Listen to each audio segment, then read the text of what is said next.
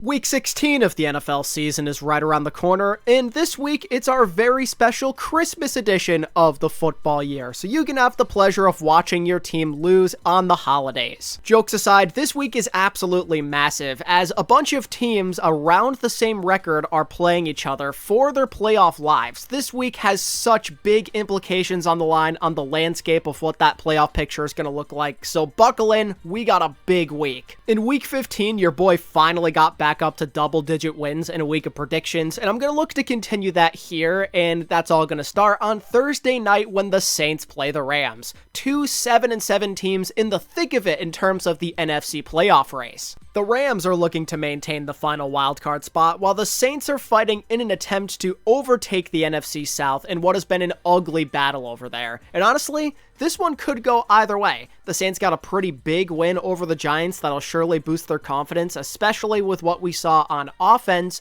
but they're playing a very tough Rams team that as of late has been playing some very good football. I think in general, their offense has been a lot more consistent, especially in the passing game. And while I think the Saints defense could keep it close, I just think the Rams are a better team. They're a lot more proven this season. They're on a bit of a hot streak, and I don't expect that to slow down against a Saints team that has been very unreliable this season. So I'll gladly take the Rams to move up to 8-7. This week, football is kind of weird. We have games across a bunch of different days, so we're going to move into Saturday. We've got two games on the 23rd. The first of which is a big-time AFC North battle between the Bengals and the Steelers. The Steelers in recent weeks have not been able to get their act together offensively, showing that maybe it was more than just an offensive coordinator issue. And as a result, they've bled so badly that they've given up their lead to potentially have a wildcard spot and are on the outside looking in. Meanwhile, the Bengals, they haven't lost a game in quite some time. They are undefeated under Jake Browning, and it doesn't seem like it's going to stop anytime soon. If anything, he's kind of getting better as these weeks go on. We're seeing more confidence from him, and that Bengals offense has continued to score a decent number of points. Browning has been putting up some magical late-game drives. He's definitely got the clutch gene, and I don't know if the Steelers have what it takes to stop him. Their defense has been anything but strong as of late, and their offense is an absolute disaster as well, especially considering that Mason Rudolph is set to be the starting QB now. They just have no answer at the quarterback situation right now. They can't move the ball downfield, and they should end up falling behind the Bengals as Cincinnati get yet another win. Although I will say there definitely is some upset potential in the air here. Bad as the Steelers look right now, you have to remember that a handful of weeks ago, Jake Browning played the Steelers team and was only able to put up like 10 points. They might actually have the magic formula to slowing this guy down and having the Bengals crash back down to earth.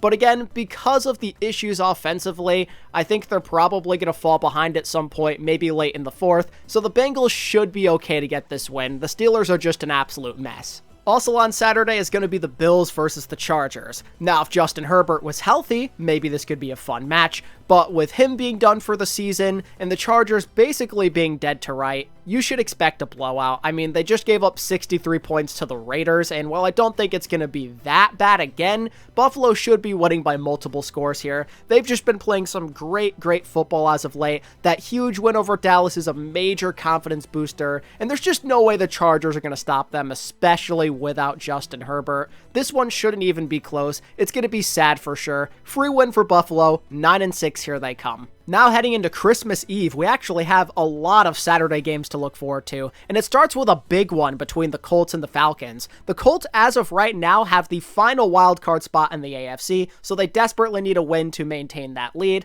while the Falcons are looking to play catch-up and still have a chance at that NFC South crown. Crazy as it may seem, I kind of consider this to be one of those 50-50s. That may seem absolutely ridiculous considering the Falcons just lost 7-9 to the Panthers of all teams last week.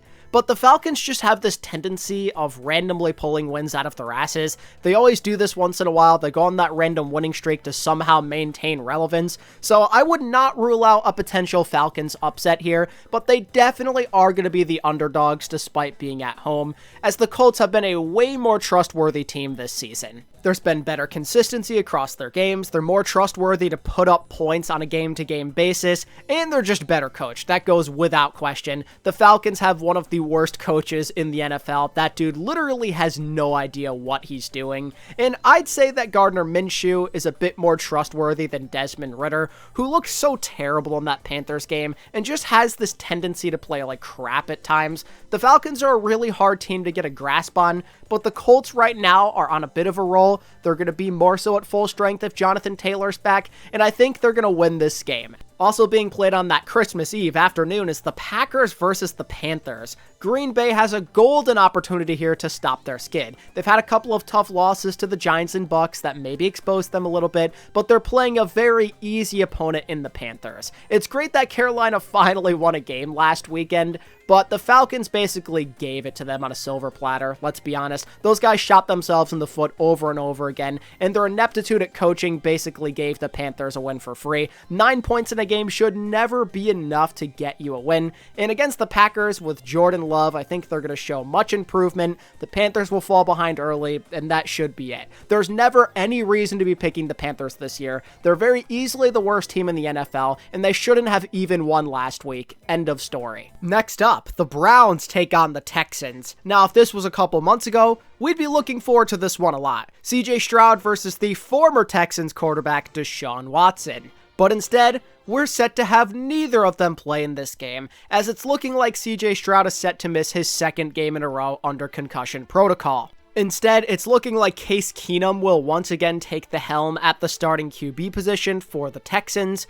And without Stroud in there, I don't know how they're going to fare against that Browns defense. This is going to be a brutal battle for the Texans. I mean, it took everything they had just to beat the Titans. Now, credit where it's due, I didn't even expect them to do that much, so the fact that they pulled off that win is pretty sick, but they probably shouldn't have won that game. The Titans are kind of a joke. The Browns are multiple levels above that, and I think this Texans offense is going to struggle heavily to put up any points. It's going to be a rough day at the office, and I'm kind of leaning towards the Browns winning this game. Not that I trust them that much either, just because Joe Flacco, you never know what you're going to get. He does have a couple of great games in a row where he's throwing for over 300 yards, but the turnovers have definitely been a problem. He's suspect to have a really bad game. It's coming. He's overdue for one. But even then, even if he does play poorly, his defense just might keep him in the game like we saw against the Bears. And I don't know, man, it just seems like it's the Browns' year. All of the stars continuously align for them to pull off these super close wins. They've played so many sweaty matches this year, and somehow they have come out on top in literally all of them. They're kind of overdue for a loss, as every once in a while they have that dud game, but I think against a CJ Stroud-less Texans team, they should be okay to scratch out maybe a low-scoring W.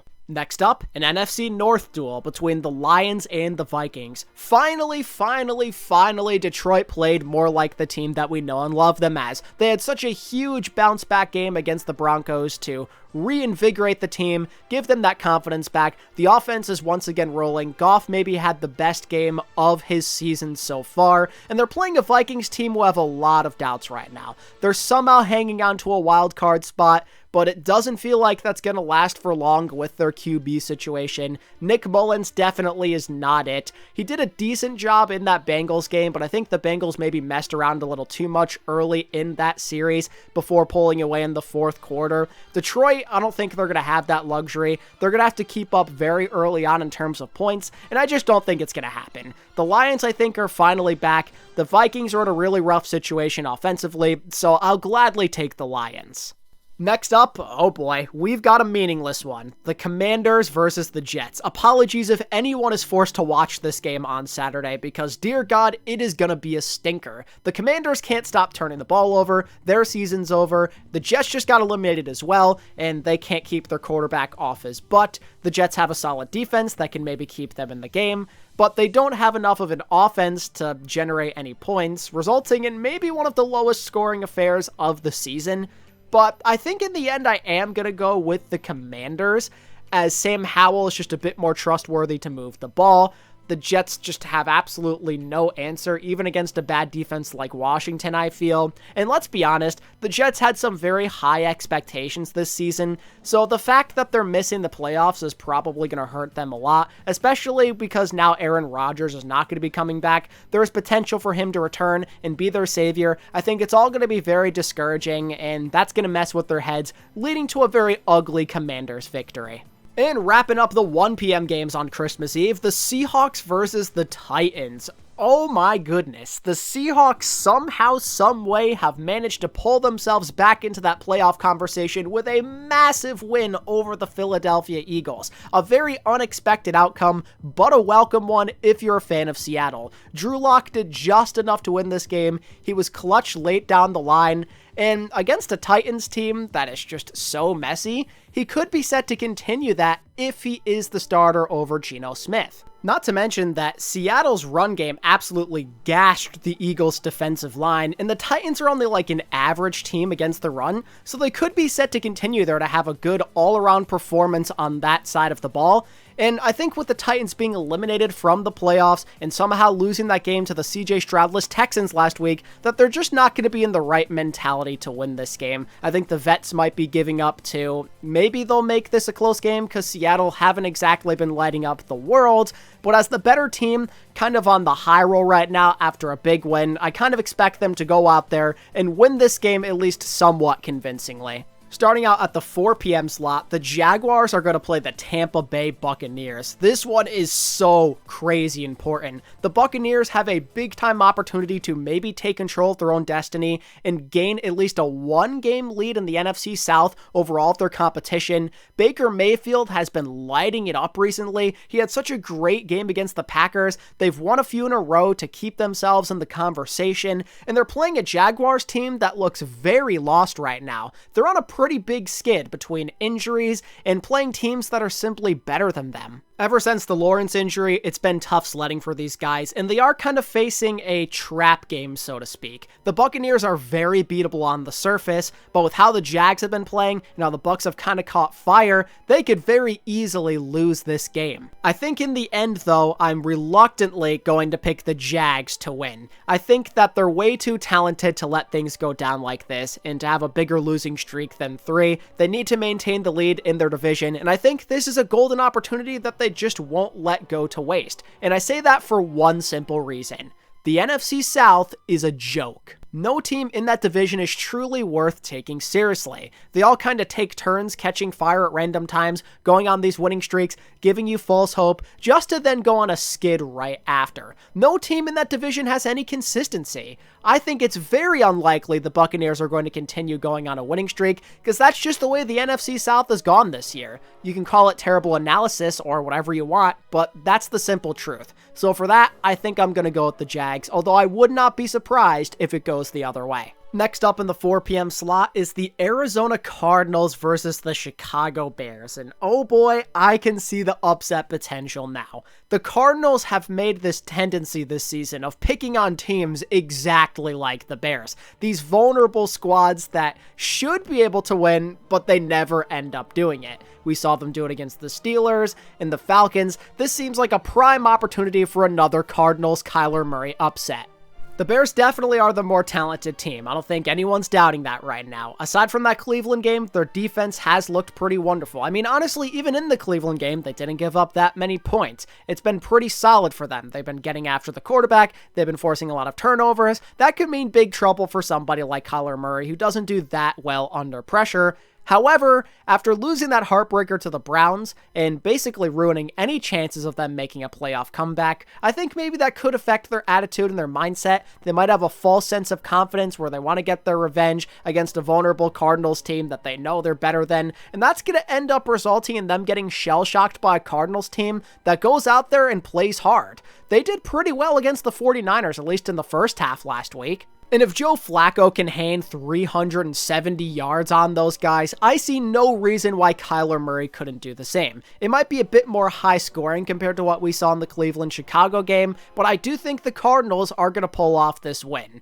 It may not be a very pretty game, but I just have this feeling that the Bears are going to be the next victims of the random Cardinals upsets. Meanwhile, the final 4 p.m. game is going to be the Cowboys versus the Dolphins, two teams currently sitting at 10-4, looking to take control of their own destiny with big-time division leads and the potential to maybe still get the number 1 seed in their conferences. And this could genuinely be a really good game, as the Cowboys definitely have some work cut out for them after that brutal loss to the Bills. It sent them back down to earth for sure, kind of halted that momentum that we saw after a big-time winning streak, and the Dolphins finally won a game in December after what feels like forever. The Cowboys typically play a lot worse on the road as well, so this could be a good opportunity for the Dolphins to finally assert themselves and show that they actually can be a contender. I mean, the Dolphins, they have a chance to maybe have some big plays throughout this game. That Cowboys secondary has a tendency to give up huge plays to speedy receivers. The Dolphins hopefully will have Tyreek Hill back for that, and Jalen Waddle as well.